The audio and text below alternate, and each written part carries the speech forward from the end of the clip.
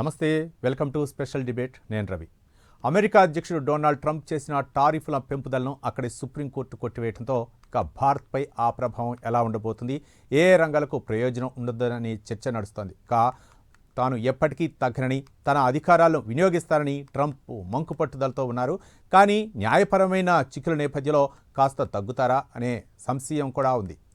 ఇదే కాకుండా ఇప్పటికే విదేశీ వీసాల విషయంలోనూ కఠిన నిబంధనలు విధించిన డొనాల్డ్ ట్రంప్ ఇక వాటిని సవరిస్తారా, మరి మంకుపట్టు వీడతారా లేదా అనే అంశాలపైనే ఈరోజు చర్చిద్దాం. మొత్తానికి డొనాల్డ్ ట్రంప్ అయితే సంవత్సర కాలం నుంచి కూడా వివిధ దేశాలపై విధిస్తున్నటువంటి ఆ సుంకాలను అయితే మాత్రం అక్కడ సుప్రీంకోర్టు అయితే మాత్రం కొట్టివేసింది.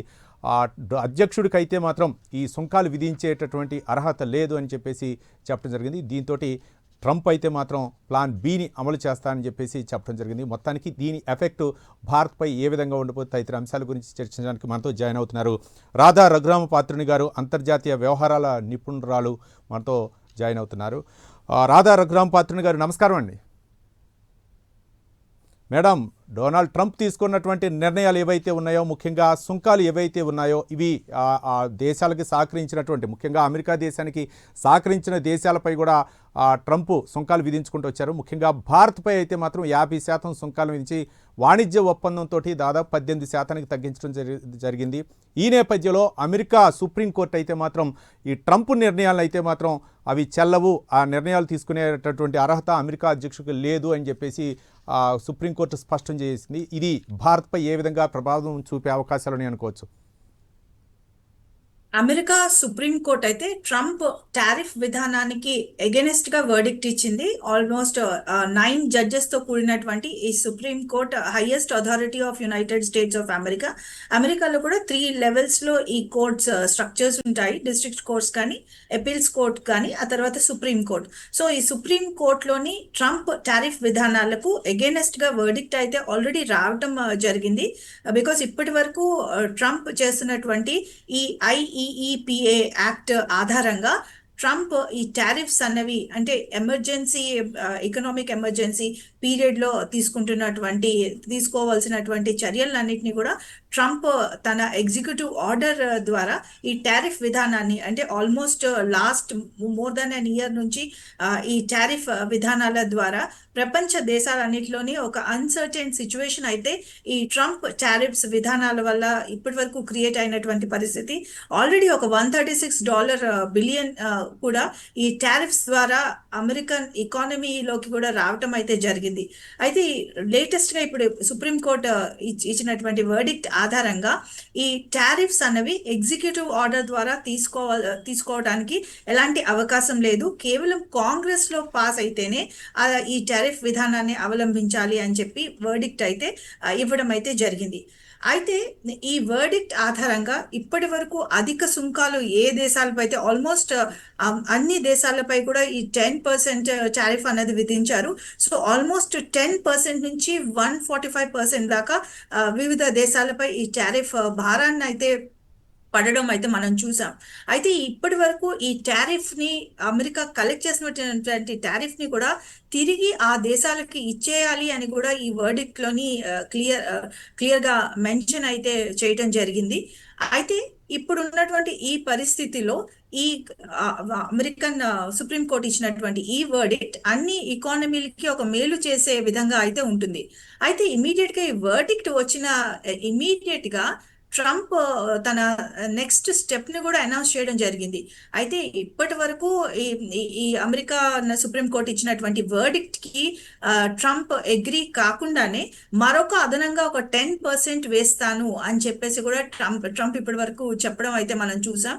సో ఇది అన్ఫేర్ ట్రేడ్ ప్రాక్టీసెస్ కి ఎగెనెస్ట్ గా 10% టారిఫ్ ఒక 150 డేస్ వరకు వేసే అవకాశం అయితే ఉన్నటువంటి పరిస్థితిలో ట్రంప్ ఈ అదనంగా దీన్ని గ్లోబల్ టారిఫ్ అని కూడా ట్రంప్ చెప్పడం అయితే జరిగింది. సో ఈ అదనంగా ఒక 10% గ్లోబల్ టారిఫ్ వేస్తాను అని చెప్పి ట్రంప్ తన వివిధ సోషల్ మీడియా అకౌంట్స్ ద్వారా కానీ, అలాగే తన ప్రెస్ మీట్ లో కూడా చెప్పినటువంటి పరిస్థితి. అయితే దీనికి ఇంకా క్లియర్ గా దీని రూల్స్ ఏంటి, అలాగే ఏ విధంగా అవలంబిస్తారు, అలాగే ఏ విధంగా ఉండబోతుంది ఈ గ్లోబల్ టారిఫ్ అన్నది చూడాలి.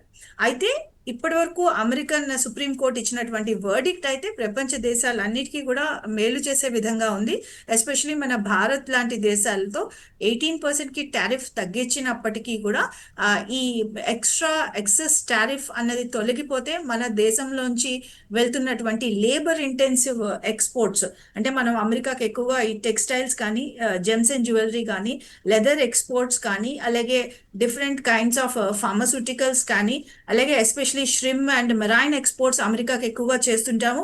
సో ఈ సెక్టర్స్ అన్నిటికీ కూడా చాలా మేలు చేసే విధంగా ఈ సుప్రీంకోర్టు వర్డిక్ట్ అయితే ఉండబోతుందని చెప్పి మనం ఒక ఆలోచన చేయొచ్చండి. రఘురాం పాత్రుడు గారు, ముఖ్యంగా అంటే ఒక పక్క సుప్రీంకోర్టు చెప్పినటువంటి అంశాలు, అలాగే ఒక పక్క డొనాల్డ్ ట్రంప్ వ్యాఖ్యానించినటువంటి వ్యాఖ్యల మధ్య అయితే మాత్రం ఇప్పుడు అంటే సుంకాలు ఏవి అమల్లో ఉండే అవకాశాలు ఉన్నాయి. ఒక పక్క ఏమో సుంకాలు అమలు చేయొద్దు, సుంకాలు అమలు చేసేటటువంటి అర్హత అమెరికా అధ్యక్షుడు లేదు, ఓన్లీ కాంగ్రెస్ నిర్ణయం మేరకే అమలు చేయాలని చెప్పేసి సుప్రీంకోర్టు వ్యాఖ్యానించినట్టు వ్యాఖ్యలు. మరోపక్క ప్లాన్ బిని కూడా అమలు చేస్తాం, 10% అదనంగా అమలు చేసి సుంకాలు అమలు చేస్తామన్నది. ఈ తర్జన భర్జన మధ్య దేశాల మధ్య దౌత్య సంబంధాలు ఏ విధంగా ఉండే అవకాశాలు ఉన్నాయి అనుకోవచ్చు, ముఖ్యంగా భారత్కు అమెరికాకు? ఆల్రెడీ అమెరికాతో మన free trade agreement already conclude అయినటువంటి పరిస్థితి మనం చూసాం.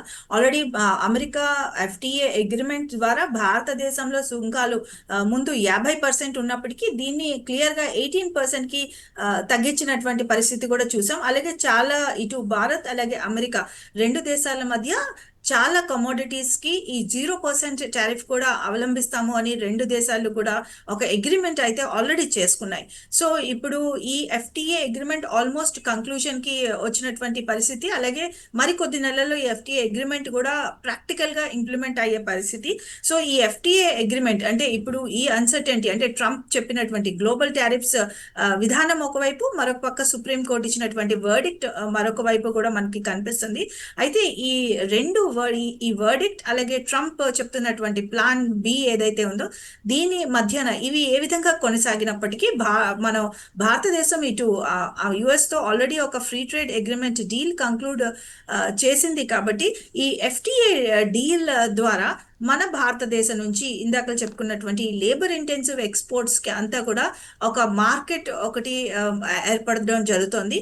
అలాగే అమెరికా నుంచి కూడా మనము ఈ FTA ట్రేడ్ డీల్ ఆధారంగా కొన్ని రకాల కమోడిటీస్ ని 0% నుంచి టారిఫ్ కూడా మనము ఒప్పుకోవడం అయితే జరిగింది. ఎస్పెషలీ అమెరికా నుంచి కొన్ని రకాలైనటువంటి కెమికల్స్ కానీ, అలాగే ఈ ఫార్మస్యూటికల్ రంగానికి చెందినటువంటి కొన్ని రేర్ డిసీజెస్ లో ఉపయోగించినటువంటి క్రిటికల్ కేర్ మెడిసిన్స్ అయితేనేమి కానీ, అలాగే డిఫరెంట్ టెస్టింగ్ ఎక్విప్మెంట్ అయితేనేమి కానీ, సో ఇవన్నీ కూడా మన భారతదేశ మ్యానుఫ్యాక్చరింగ్ సెక్టర్ కి కానీ, అలాగే ఇక్కడ కన్జ్యూమర్స్ కానీ ఉపయోగకరంగా ఉన్నటువంటి ప్రొడక్ట్స్ పైన మనం టారిఫ్ ని తగ్గించడం జరిగింది.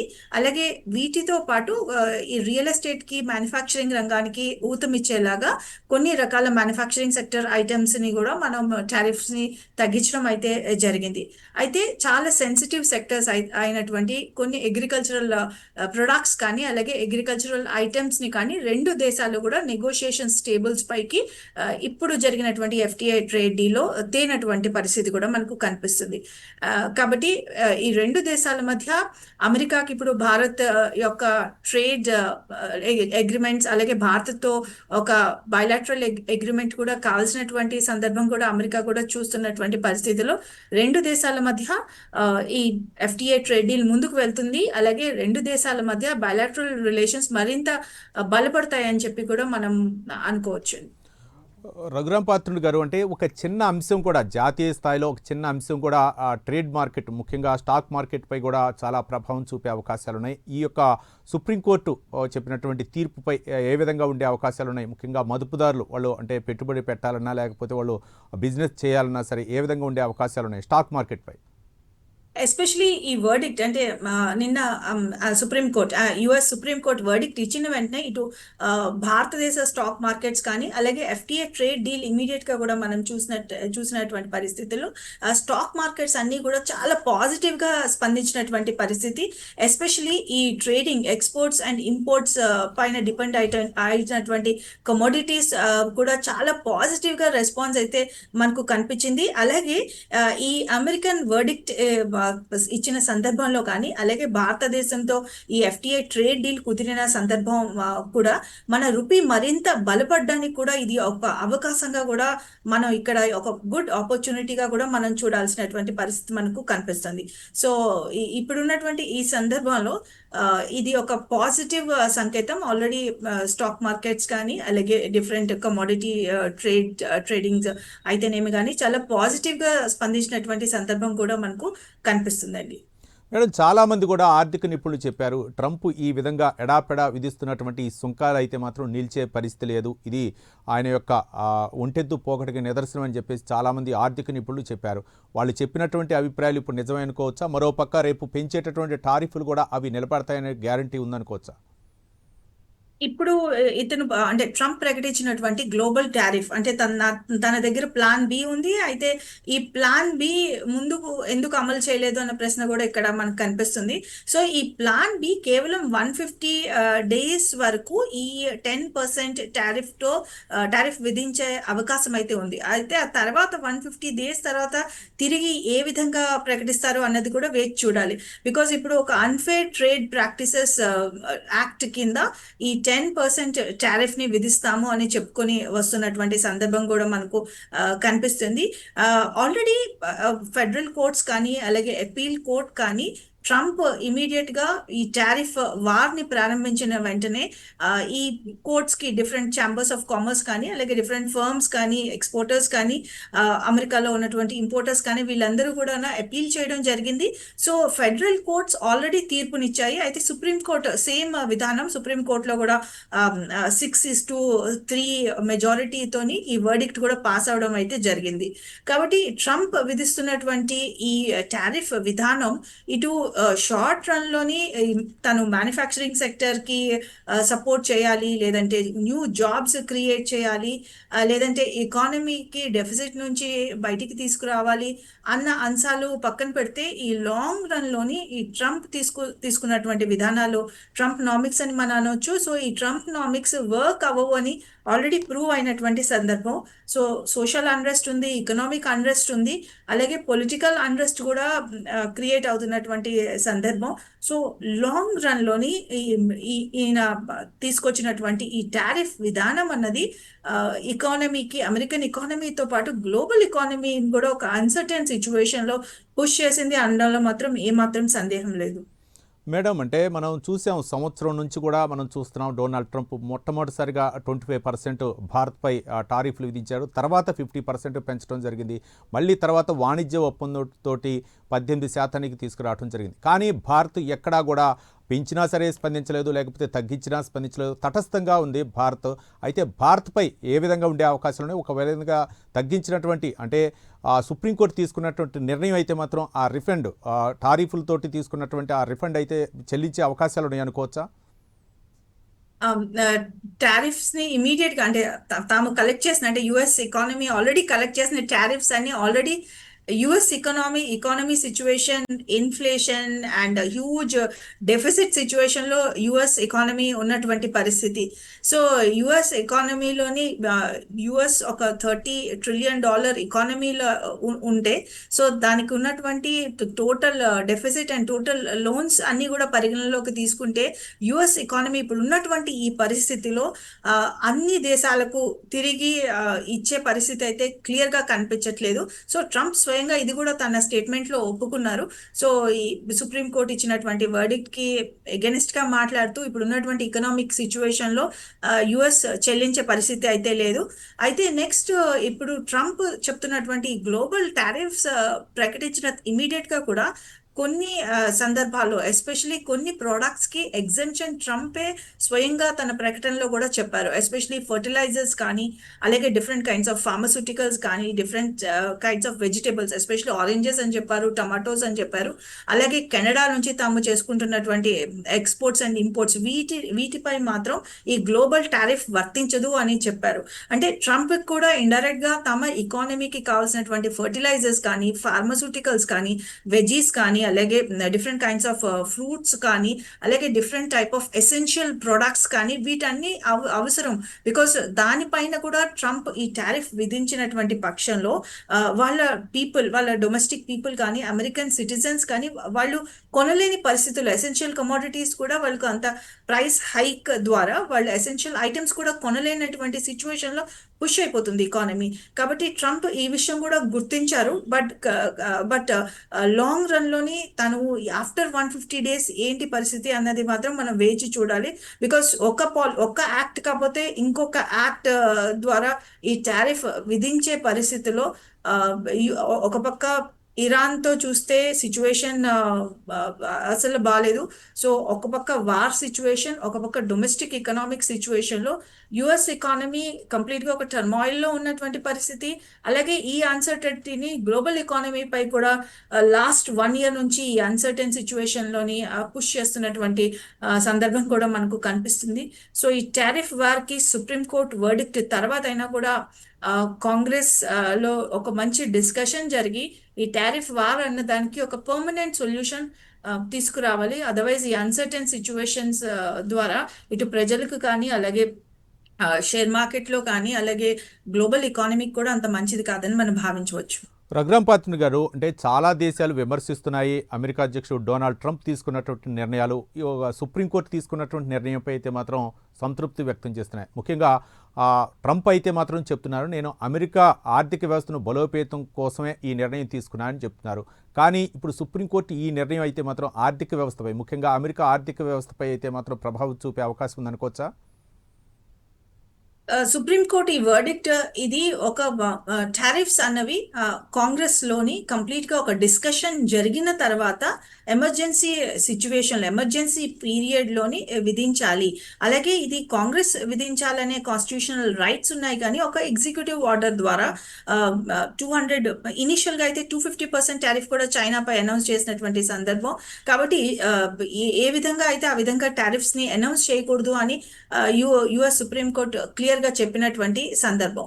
అయితే ఇప్పుడు సుప్రీంకోర్టు తీసుకున్నటువంటి ఈ నిర్ణయం అమెరికన్ ఎకానమీ, బికాస్ టారిఫ్ ఇప్పుడు దాకా కలెక్ట్ చేసినటువంటి టారిఫ్ అంతా కూడా ఒక $130 బిలియన్ టారిఫ్ అంతా కూడా తిరిగి చెల్లించాలి అన్నప్పుడు అమెరికాపై భారం పడవచ్చు.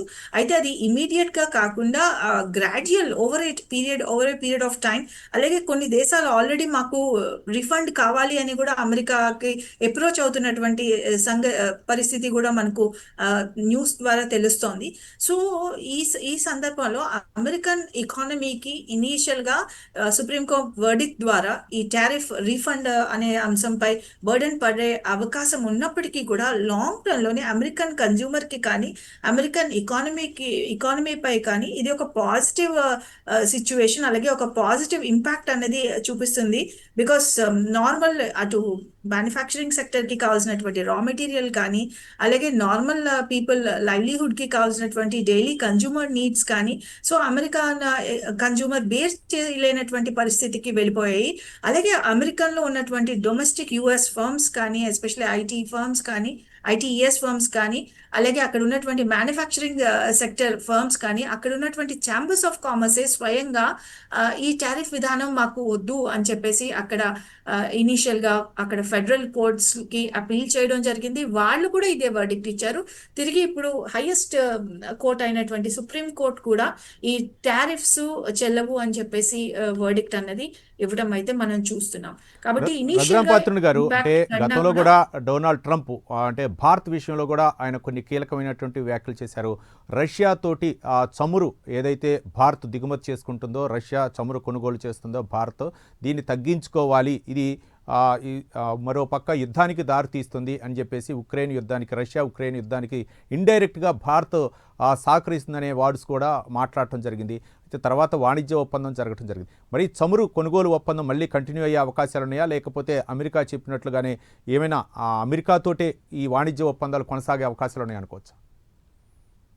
మనం రష్యా దగ్గర నుంచి ఆయిల్ కొనుగోలు చేసిన పక్షంలో మనకు అమెరికా ఆర్ మిగిలిన దేశాలతో కంపేర్ చేస్తే ఆయిల్ పర్ డాలర్ బిలియన్ మనకు ఎస్పెషలీ రష్యా దగ్గర నుంచి తక్కువగా వస్తున్నటువంటి సందర్భం.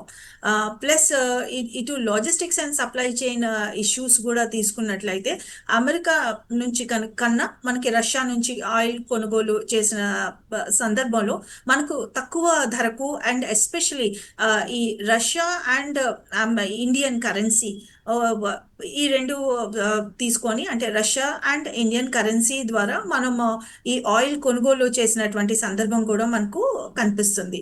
సో ఇటు యుఎస్ దగ్గర నుంచి ఆయిల్ మనం కొనుగోలు చేసినటువంటి సందర్భంలో మనకు లిటిల్ కాస్ట్లియర్ అయ్యే సందర్భం కూడా కనిపిస్తుంది. ప్లస్ ఇది మన రూపీ పైన కూడా ఇంపాక్ట్ చేసే పరిస్థితి కూడా మనకి ఇక్కడ క్లియర్ గా కనిపిస్తుంది. బికాస్ రష్యా అండ్ ఇండియా రెండిటి మధ్య కూడా ఇటు రూపీతో ద్వారా ట్రేడింగ్ జరిగే వెసులుబాటు కూడా మనకు ఉన్నటువంటి సందర్భంలో ఇది మన రూపీకి ఒక పాజిటివ్ ఇంపాక్ట్ చూసే సందర్భం. అయితే ప్రెసెంట్ ఎఫ్టిఐ ట్రేడ్ డీల్ తర్వాత 18% టారిఫ్ ని తగ్గిస్తూ ఇటు ట్రంప్ చెప్పినటువంటి అంశాలు మనం చూసుకున్నట్లయితే అమెరికా దగ్గర నుంచి మనం ఇంపోర్ట్స్ చేసుకోవాలి, ప్లస్ మనం రష్యన్ ఆయిల్ కొనకూడదు, కొనని సందర్భంలోనే ఈ 18% టారిఫ్ తగ్గించాము అన్న విషయాన్ని కూడా ట్రంప్ అయితే ప్రకటించడం అయితే జరిగింది. అయితే ఒక పక్క మనం భారతదేశం ఇటు మన India and Russia relations balance చేస్తూ, ఒక పక్క US and India relations balance చేస్తూ ఈ రెండు దేశాల మధ్య మనం రెండు దేశాలతోని మనం ట్రేడ్ కొనసాగించే పక్షంలో ఈ ఎఫ్టిఐ ట్రేడ్ డీల్ అగ్రిమెంట్ అయితే మనం చేసుకున్నటువంటి సందర్భం. అయితే మనం ఇటు రష్యా దగ్గర నుంచి కొనకుండా ఇటు అమెరికా దగ్గర నుంచి ఆయిల్ కొన్నటువంటి సందర్భంలో కూడా మనం మిగిలిన ఎక్స్పోర్ట్స్ ద్వారా మనం ఈ ప్రైస్ గ్యాప్ ఏదైతే ఉందో అది ఫుల్ఫిల్ చేసుకోవడానికి ఒక అవకాశం అయితే మనకి లభిస్తుంది. బికాస్ మనకు యుఎస్ ఒక లార్జెస్ట్ కన్జ్యూమర్ మార్కెట్ గా మనకు ఇక్కడ కనిపిస్తుంది. ఎస్పెషలీ భారతదేశం ఈ లేబర్ ఇంటెన్సివ్ ఎక్స్పోర్ట్స్ అయితేనేమి కానీ మెషినరీ ఎక్స్పోర్ట్స్ కూడా US is the largest destination. పైగా ఇప్పుడు మనం ఒక పక్క రష్యాతో రిలేషన్స్ బ్యాలెన్స్ చేస్తూనే అమెరికాతో కూడా ఎఫ్టిఐ ట్రేడ్ డీల్ క్లోజ్ చేసినటువంటి సందర్భం కూడా మనకు కనిపిస్తుంది. బికాస్ ఆల్రెడీ రష్యాపై శాంక్షన్స్ ఉన్నటువంటి పరిస్థితి, అలాగే రష్యాతో కంపేర్ చేస్తే మనం US is the largest consumer market for hour especially మన దేశం నుంచి వెళ్తున్నటువంటి textiles, shrimps, leather, pharmaceuticals and machinery and chemicals, agri processed products కి. కాబట్టి ఈ గ్యాప్ ని మనం ఎలా ఫుల్ఫిల్ చేయాలి అన్న అంశం కూడా ఒక ఆలోచన చేయడం జరిగింది. కాబట్టి మనం ఓన్లీ ఒక్క ప్రోడక్ట్ కాకుండా ఓవరాల్ మనం చూసుకున్నట్లయితే US is going to be a largest trade market. And మనం ఈ గ్యాప్ ని కొద్దిగా మనకు యుఎస్ నుంచి కాస్ట్లీ అయినా కూడా మిగిలిన కమోడిటీ ఎక్స్పోర్ట్స్ ద్వారా ఈ ట్రేడ్ డెఫిసిట్ ని మనం కంప్లీట్ చేయొచ్చు అని నా ఆలోచన. రఘురాంపాత్రుని గారు, అంటే ఎక్కువగా అమెరికాతోటి ఒప్పందాలు చేసుకునేటువంటి దేశాల్లో అంటే యుద్ధ విమానాల గురించి ఎక్కువగా ఒప్పందాలు చేసుకోవడం జరుగుతుంది. దీనివల్లనే ఎక్కువగా అమెరికాకి లాభం చేకూరుస్తుంది. ఈ నేపథ్యంలో ఈ యొక్క టారిఫ్ల విధానంతో అమెరికాకి ఏ విధంగా అంటే మిగిలినటువంటి దేశాలకు ఊరట కలిగే అవకాశాలు ఉన్నాయి అనుకోవచ్చు, ముఖ్యంగా రక్షణ రంగానికి సంబంధించి? యుఎస్ నిన్న వాదనలు అంటే బిఫోర్ ఫ్రైడే మనం వాదనలు అంటే యుఎస్ సుప్రీంకోర్టులో జరిగిన వాదనలన్నీ కూడా ఒకసారి చూసినా కూడా ట్రంప్ ఇదే చెప్పారు. బికాస్ టారిఫ్ ఇమీడియట్ గా విధించడం ద్వారా నాకు మిగిలిన దేశాలతో నెగోషియేట్ అంటే ఈ నెగోషియేట్ చేసే అవకాశం నాకు లభించింది. అలాగే ట్రేడ్ డీల్ అమెరికా ఫేవర్ గా క్లోజ్ చేసే అవకాశం కూడా లభించింది. బికాస్ అమెరికా ట్రేడ్ ని అలాగే అమెరికన్ కన్జ్యూమర్ మార్కెట్ ని ఏ దేశం కూడా వదులుకోదు, because America largest consumer market అని తను డిఫెండ్ చేసుకునే పరిస్థితి. అలాగే తన జడ్జెస్ ముందు తన స్టేట్మెంట్ అదే తన లాయర్స్ ద్వారా ఈ స్టేట్మెంట్స్ కూడా మనం విన్నాం. బట్ ఇది చూసినటువంటి పరిస్థితిలో ఈ టారిఫ్స్ అన్నవి ఇది షార్ట్ రన్ లోని అంటే అమెరికన్ ఎకానమీలోకి టారిఫ్స్ ద్వారా రెవెన్యూ వచ్చింది అని చూసే కన్నా లాంగ్ రన్ ఇంపాక్ట్ ట్రంప్ కానీ అలాగే ట్రంప్ మినిస్ట్రీ కానీ వీళ్ళు ఒక ఆలోచన చేస్తే చాలా బాగుంటుంది. బికాస్ ఇనీషియల్ గా రెవెన్యూ కన్నా long run American consumer and American economy పై ఇంపాక్ట్ ఏ విధంగా పడుతుంది. బికాస్ మనం అమెరికా డోర్స్ క్లోజ్ చేసినటువంటి సందర్భంలో మనం అమెరికాతోనే కాదు ఇటు ఫ్రాన్స్ తోని రక్షణ రంగంలో డిఫెన్స్ అండ్ సెక్యూరిటీలో ఒప్పందాలు చేసుకున్నాము. అలాగే చాలా వరకు రష్యాతో మనం ఒప్పందాలు చేసుకున్నాము, అలాగే ఈయూతో మనం ఒప్పందాలు చేసుకున్నాము. ఎస్పెషలీ మన రష్యా అండ్ చూసినట్లయితే మనం ఫ్రాన్స్ అధ్యక్షుడు భారతదేశం వచ్చినప్పుడు కూడా మనం co design and co development of defence and security security products పైన, హార్డ్వేర్ ప్రొడక్ట్స్ పైన మనం ఒప్పందం చేసుకున్నాం. అలాగే రష్యాతో ఆల్రెడీ మనం co design and co production of security and defence equipment చేస్తున్నటువంటి పరిస్థితి. సో అమెరికా ఈ దీర్ఘకాలంగా లాంగ్ రన్ లోని ఫిట్ అయ్యే మోడల్స్, ఎకనామిక్ మోడల్స్ ఆలోచన చేయాలి. అలాగే లాంగ్ రన్ లో ఫిట్ అయ్యే ట్రేడ్ డీల్స్ కోసం కూడా అమెరికా ఆలోచన చేయాలి. బికాస్ ఆల్రెడీ యూకేతో క్లోజ్ అయినటువంటి ట్రేడ్ డీల్ తిరిగి నెగోషియేట్ చేయాల్సినటువంటి పరిస్థితి. అలాగే ఇప్పుడు సుప్రీంకోర్టు వర్డిక్ట్ కూడా తాత్కాలికంగా 150 డేస్ వరకు ట్రంప్ ఈ గ్లోబల్ టారిఫ్స్ తోని ప్రపంచం ముందు ఉంచవచ్చు. బట్ ఆఫ్టర్ దట్ ఏంటి అన్న ఆలోచన కూడా చేయాల్సినటువంటి సందర్భం. ఎస్పెషల్లీ అమెరికాలో ఇప్పుడు ఉన్నటువంటి political situation and economic situation, social unrest situation చూసినటువంటి పరిస్థితిలో ఇంకా ఎన్ని రోజులు కొనసాగుతుంది అనే ఆలోచన కూడా చేయాల్సి వస్తుంది.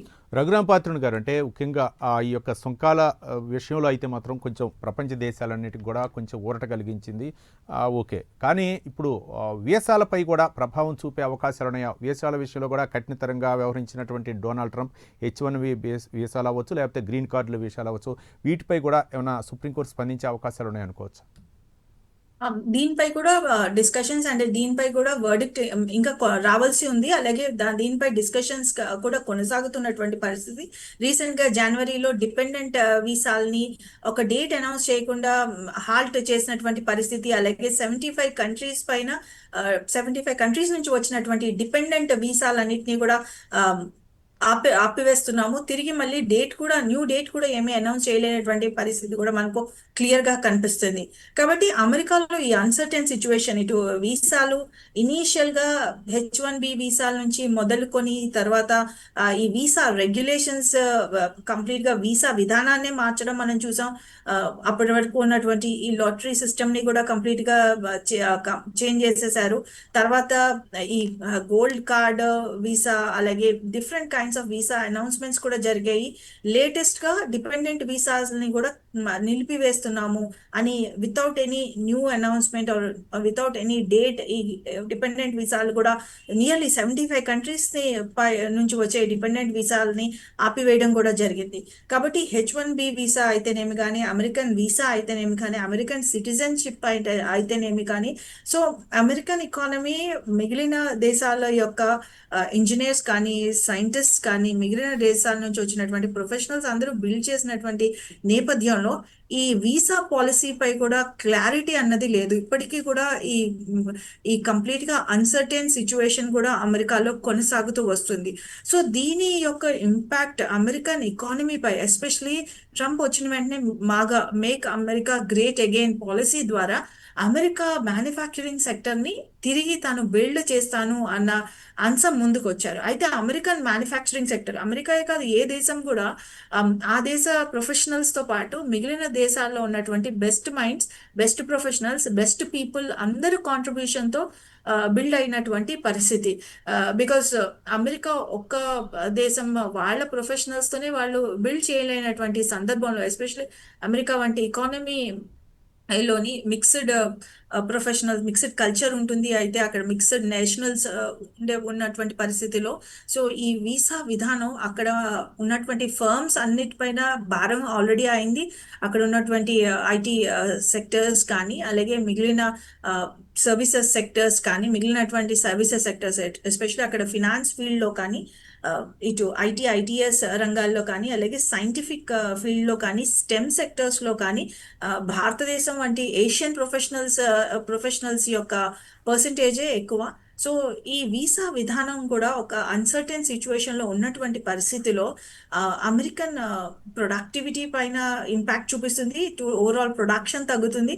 సో ఓవరాల్ ప్రొడక్షన్ తగ్గినటువంటి పరిస్థితిలో వాళ్ళ కాస్ట్ కూడా ఎక్కువైనటువంటి పరిస్థితి. సో ఆల్రెడీ దీని ఇంపాక్ట్ కూడా అక్కడ సెక్టర్స్ పైన కనిపిస్తున్నటువంటి సందర్భంలో ఈ సుప్రీంకోర్టు ఈ విషయంలో కూడా ఒక డెసిషన్ అతి త్వరలోనే ఒక క్లియర్ వర్డిక్ట్ కూడా వస్తుందని మనందరూ ఆశించాలి. రఘురాంపాత్రుని గారు ఇంతకుముందు మీరు మాట్లాడారు అంటే గోల్డ్ కార్డు గురించి మాట్లాడారు. కానీ గ్రీన్ కార్డ్ అనేది ఆ శాశ్వత పౌరులుగా గుర్తించబడదు అని చెప్పేసి రెండోసారి అధ్యక్షుడైన తర్వాత డొనాల్డ్ ట్రంప్ ప్రకటించారు. దాని ప్లేస్లోనే గోల్డ్ కార్డు దానికి $1,00,000 వ్యయం అవుతుందని చెప్పడం జరిగింది. అయితే మనం చాలామంది కూడా అమెరికా అధ్యక్షులను చూసినప్పుడు జార్జ్ బుష్ అవ్వచ్చు, లేకపోతే బిల్ క్లింటన్ అవ్వచ్చు, లేకపోతే ఒబామా అవ్వచ్చు, మరోపక్క జో బైడెన్ అవ్వచ్చు, వీళ్ళందరూ కూడా దేశాంతో స్నేహపూర్వకంగా ఉండేట విధంగా ఇతర దేశాలతోటి వాణిజ్య ఒప్పందాలు కుదుర్చుకోవటం, అలాగే రకరకాల ఒప్పందాలు చేసుకోవటం, ముఖ్యంగా రక్షణ రంగం అవ్వచ్చు, లేకపోతే వివిధ రంగాల్లో కూడా ఒప్పందాలు చేసుకుంటూ స్నేహపూర్వకంగా అమెరికా ఆర్థిక వ్యవస్థను బలోపేతం చేశారు. అయితే ఈ నేపథ్యంలో ట్రంప్ రెండవసారి అధ్యక్ష బాధ్యతలు చేపట్టిన తర్వాత ఈ నిర్ణయాలు తీసుకోవటం వెనుక అంటే ఆయనకి ఇచ్చేటటువంటి సలహాదారులా, లేకపోతే ఆయన తీసుకున్నటువంటి నిర్ణయాలే ఇలాంటి వివాదాస్పదం అవుతున్నాయి అనుకోవచ్చా? అంటే ఇక్కడ ట్రంప్ ని మనం కంప్లీట్ గా ఒక బిజినెస్ మెన్ కూడా అనలేము. ఒక ఆల్ న్యూ మోడల్, అంటే చాలా మంది చెప్పినటువంటి ఈ ట్రంప్ నామిక్స్ అంటే కంప్లీట్ గా ఒక న్యూ మోడల్ ని అమెరికా అధ్యక్షుడిగా ట్రంప్ ముందుకు తీసుకొచ్చారా అని చెప్పి ఇక్కడ ఒక ఆలోచన చేయాలి. బికాస్ అతను ఒక ప్యూర్ బిజినెస్ మెన్ గా ఆలోచిస్తే లాంగ్ రన్ లో వాళ్ళ ఎకానమీపై ఇంపాక్ట్ వస్తుంది అనే ఆలోచన కూడా తనకి రావాల్సి ఉంటుంది. బట్ అది కూడా రాలేనటువంటి పక్షంలో కంప్లీట్ గా ఒక పక్క అతను నోబెల్ పీస్ ప్రైజ్ కావాలంటారు, మరొక పక్క అమెరికాని గ్రేట్ చేస్తా ఉంటారు. కాబట్టి ఒక కంప్లీట్ కన్ఫ్యూజన్ సిచ్యువేషన్ లో కనిపిస్తుంది. రఘురాంపాత్రుని గారు అంటే ముఖ్యంగా అమెరికా ఫస్ట్ అంటే ఏ విషయంలో అయినా సరే అమెరికా ఫస్ట్ అంటే ఇతర దేశాల వాళ్ళు వచ్చి మా అమెరికా ఉద్యోగాలను దోచుకుంటున్నారు, లేకపోతే ఇక్కడ స్థానికులకు ఉద్యోగాలు లేకుండా చేస్తున్నారని చెప్పేసి ట్రంప్ మొదటి నుంచి కూడా చెప్తున్నటువంటి ఎన్నికల సమయంలో కూడా ఇదే అంశాన్ని ప్రస్తావించడం జరిగింది. అంటే ఈ నేపథ్యంలోనే అక్కడ మళ్ళీ అధ్యక్షుడిగా ఉండాలి అనే ఉద్దేశంతో, లేకపోతే తన వారసులను ఏమన్నా అధ్యక్షుని చేయాలనే ఉద్దేశంతో, తన ఇంపాక్ట్ అక్కడ ప్రభావం చూపాలనే ఉద్దేశంతో ఈ నిర్ణయాలు తీసుకుంటున్నారు అనుకోవచ్చా? ఆల్రెడీ థర్డ్ టైం కూడా తను కంటెస్ట్ చేస్తాను అని చెప్పేసి ఈ విధంగా ఒక పాలసీ మార్పు అయితే చేస్తాను అని చెప్పేసి చెప్పినటువంటి సందర్భం కూడా ఇక్కడ మనం గుర్తు చేసుకోవచ్చు. అయితే కంప్లీట్ గా కాన్స్టిట్యూషన్ రూల్స్ అమెండ్మెంట్ కూడా ప్రయత్నాలు అయితే జరుగుతున్నాయి అని చెప్పి మనం అనుకోవచ్చు. బట్ అక్కడ ఉన్నటువంటి డొమెస్టిక్ సిచ్యువేషన్ అయితేనేమి కానీ, అలాగే అక్కడ ప్రతిరోజు ఒక అన్రెస్ట్ అయితే క్రియేట్ అవుతుంది. సో అక్కడ ఉన్నటువంటి ప్రెసెంట్ ఈ సిచ్యువేషన్ లో మరొకసారి ప్రజలు ట్రంప్ ని కోరుకుంటారు అని చెప్పేసి ఇక్కడ మనం అనుకోవడానికి లేదు. బికాస్ ఆల్రెడీ చాలా అన్రెస్ట్, ఎకనామిక్ పరంగా కూడా అన్రెస్ట్ అయితే క్రియేట్ అవుతుంది. సో కంప్లీట్ గా ఒక బిజినెస్ మోడల్ గా కూడా ఆలోచన చేయట్లేదు. అయితే తను సమ్ టైమ్స్ తన ఆలోచనలో నోబెల్ ప్రైజ్ వైపు కానీ, లేదంటే గ్రేటెస్ట్ ప్రెసిడెంట్ గా తన్ని అందరూ గుర్తించాలి అనే ఆలోచన. సో అండ్ కంప్లీట్ గా డిఫరెంట్ రూమర్స్ కూడా మనం వింటూ వస్తున్నాము. సమ్ టైమ్స్ అతని హెల్త్ పరంగా కూడా కొన్ని రూమర్స్ అయితే వినిపిస్తూ వస్తున్నాయి. కాబట్టి ఇప్పుడు ఉన్నటువంటి ఈ సందర్భంలో ట్రంప్ అయితే ఈ ఆలోచన అయితే ఉంది. ఎయిదర్ తాను స్వయంగా మూడోసారి అవ్వాలి, లేదంటే తన మనిషి మరొకసారి ప్రెసిడెంట్ గా ఎన్నిక అవ్వాలి అనే ఆలోచన కూడా ఇక్కడ మనకు క్లియర్ గా కనిపిస్తుంది. చూద్దాం ఎలాంటి నిర్ణయాలు అంటే సుప్రీంకోర్టు మళ్ళీ వీసాలపై అవ్వచ్చు, లేకపోతే ట్రంప్ తీసుకునేటటువంటి ప్లాన్ బి పై కూడా ఎలా స్పందిస్తారు, మరోపక్క సుప్రీంకోర్టు ఎలా స్పందిస్తుందని అమెరికా సుప్రీంకోర్టు వేచి చూద్దాం. మొత్తానికైతే ఇది ప్రపంచ దేశాలకు ఓరటనే చెప్పొచ్చు. థ్యాంక్ యూ రాధా రఘురాంపాత్రుని గారు, అంతర్జాతీయ వ్యవహారాల నిపుణులు స్పందించి చర్చా కార్యక్రమంలో పాల్గొనేందుకు. మొత్తానికి అమెరికా అధ్యక్షుడు డొనాల్డ్ ట్రంప్కి అయితే మాత్రం అక్కడ సుప్రీంకోర్టు అయితే మాత్రం ఈ చేసినటువంటి వ్యాఖ్యలు అవ్వచ్చు, లేకపోతే ఆయన తీసుకుంటున్నటువంటి సుంకాల వ్యవహారాలు అయితే మాత్రం ఒక పెద్ద షాక్ అని చెప్పొచ్చు. ఈ అంశం అయితే మాత్రం ప్రపంచ దేశాలకు ఒక ఊరటం కలిగించాయని చెప్పొచ్చు. రానున్న రోజుల్లో ఇక ఎలాంటి నిర్ణయాలు తీసుకుంటే దానికి ఎలా వ్యతిరేకత వస్తుంది, మొత్తానికైతే ట్రంప్ తీసుకున్నటువంటి నిర్ణయాలపై అయితే మాత్రం మిగిలిన దేశాలతో కాకుండా అమెరికాలో కూడా వ్యతిరేకత వ్యక్తం అవుతుంది. ఇది ఇవాళ చర్చలోని అంశం. మరో అంశంతో మళ్ళీ కలుద్దాం. చూస్తూనే ఉండండి ప్రైమ్ 9 న్యూస్.